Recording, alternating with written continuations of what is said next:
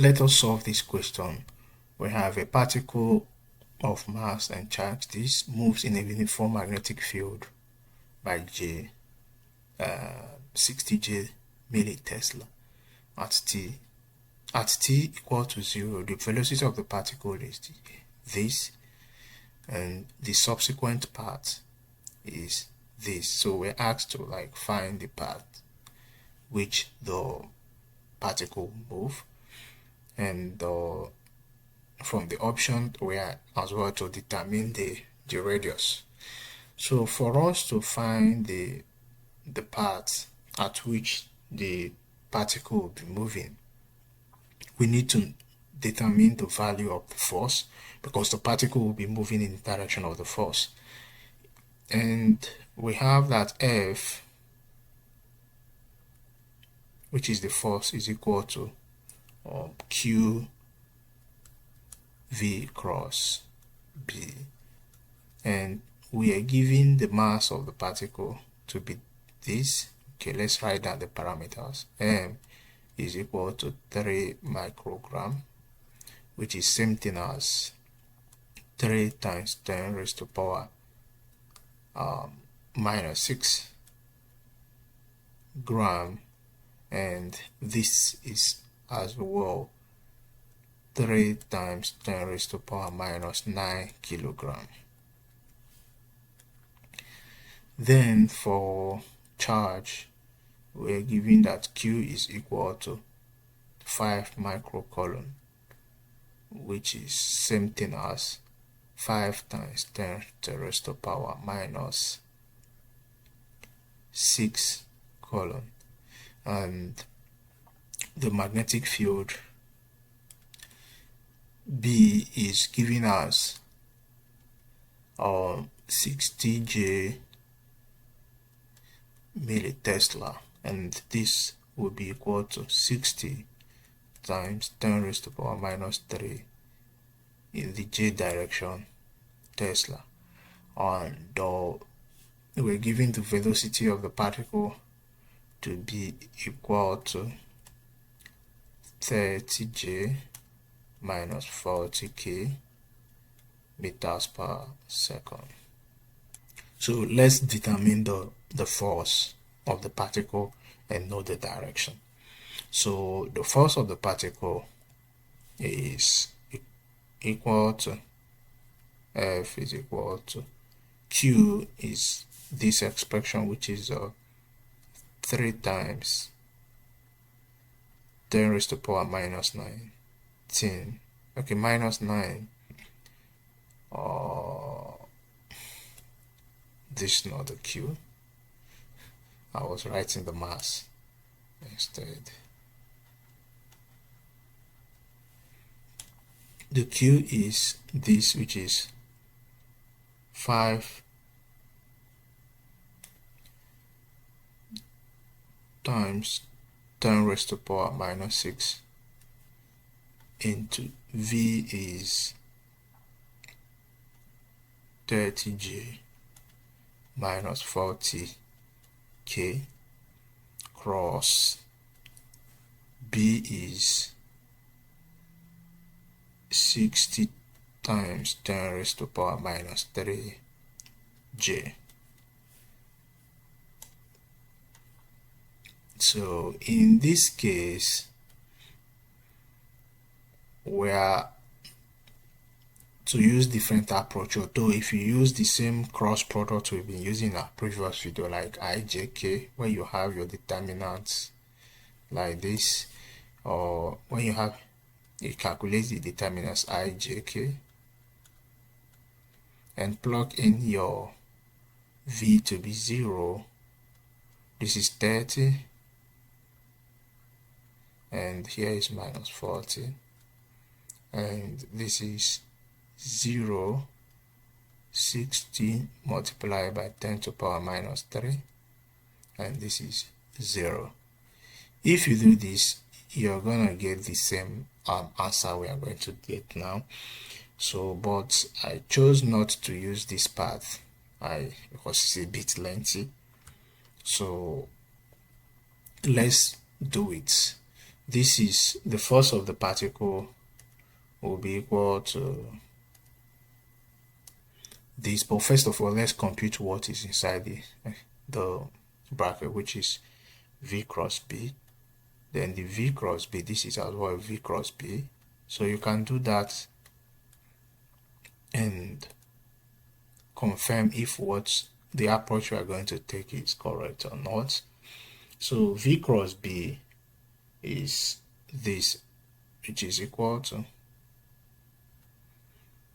30J multiplied by 60 times 10 to the power minus 3J, and we have this K and this is J, yeah, minus 40 K multiplied by 60 times 10 raised to the power 3J. So at this point we have that this is J dot J cross J, and here we're having K cross J.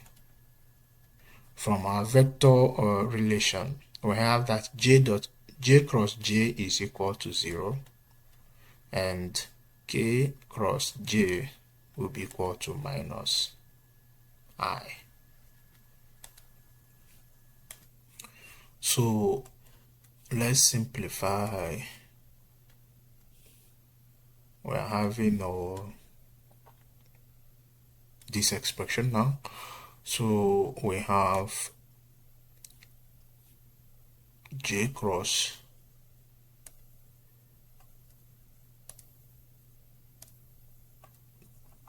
have that K cross J is negative I, and that means this expression here will be 0 and this expression here stand. So, and 40 minus 40 multiplied by this will be equal to, okay, so V cross B will be equal to minus 40 multiplied by 60 times 10 raised to the power minus 3. And we already have okay, this is K cross J. So at this point we have that V cross B is equal to minus 40 by 60 is 2400 multiplied by 10 raised to the power minus 3, and K cross J is minus I, so V cross B will be equal to, this is 2.4, is minus 2.4 I, and we've succeeded getting our V cross B. So we have that the force, which is this. So we've succeeded getting this, the bracket part, so we need to calculate the force. To calculate the force, we have F is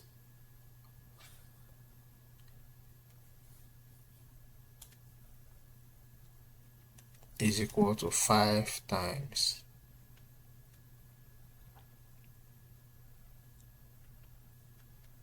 10 power minus 6 multiplied by 2.4 I. So, and this will be equal to 1.2 times 10 raised to the power minus 5 I Newton.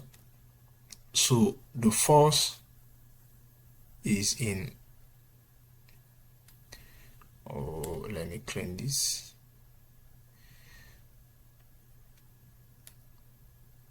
the force is in x direction, and now it's left for us to determine the radius of the particle. Then now we explain the reason why we need to find the radius of the particle. So R is giving us R to be equal to V divided by QB, and initially we're given the value of M and the value of the B as well.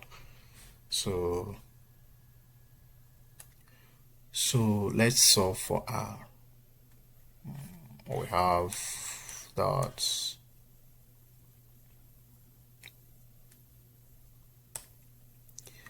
M was given us, let me write down the parameters once more.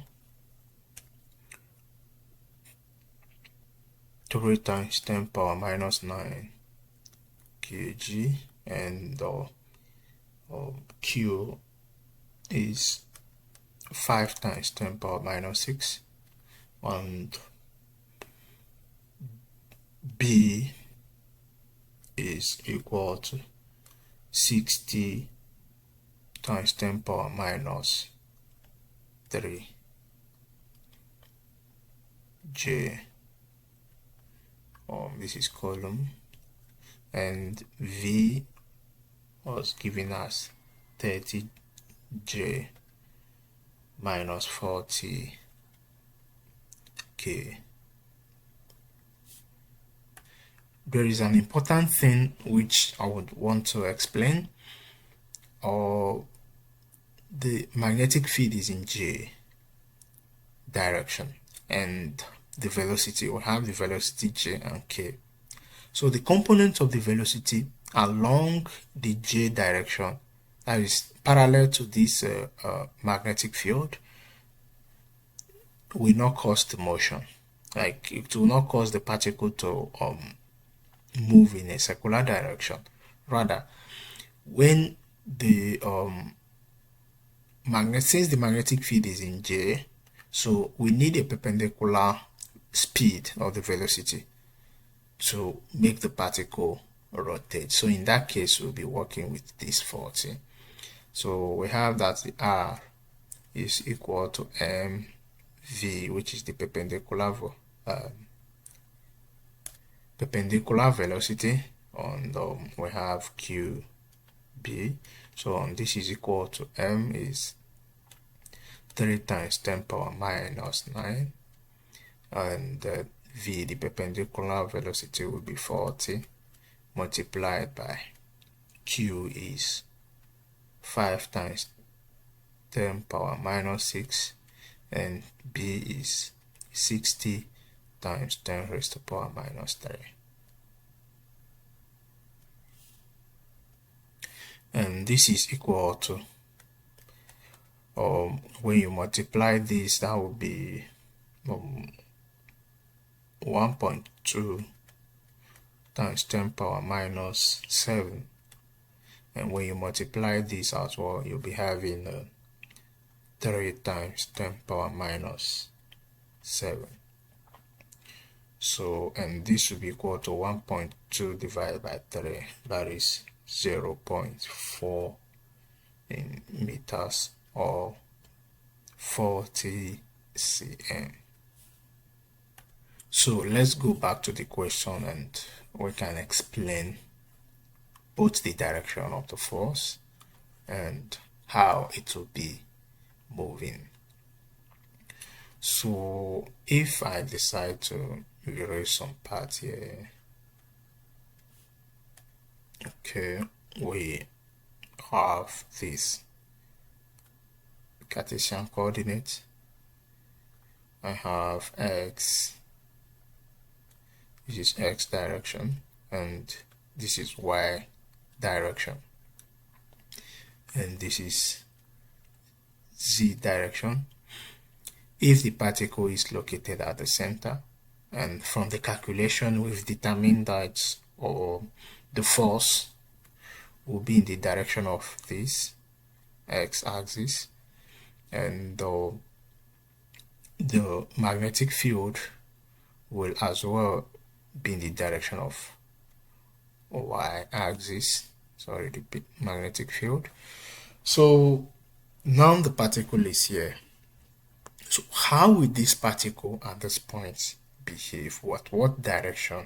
Because there is two force kind of acting on it.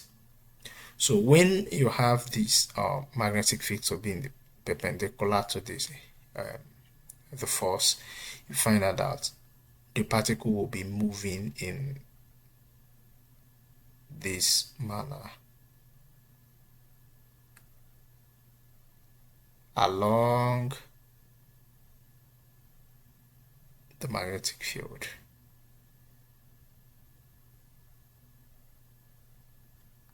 The direction. So, and we calculated the radius of these circular parts, the hierarchical part, to be 40. So, and that's why from the option we can say that this is the right answer. And this is the reason why we tend to determine the radius of the circular part, which is the hierarchical part, to move.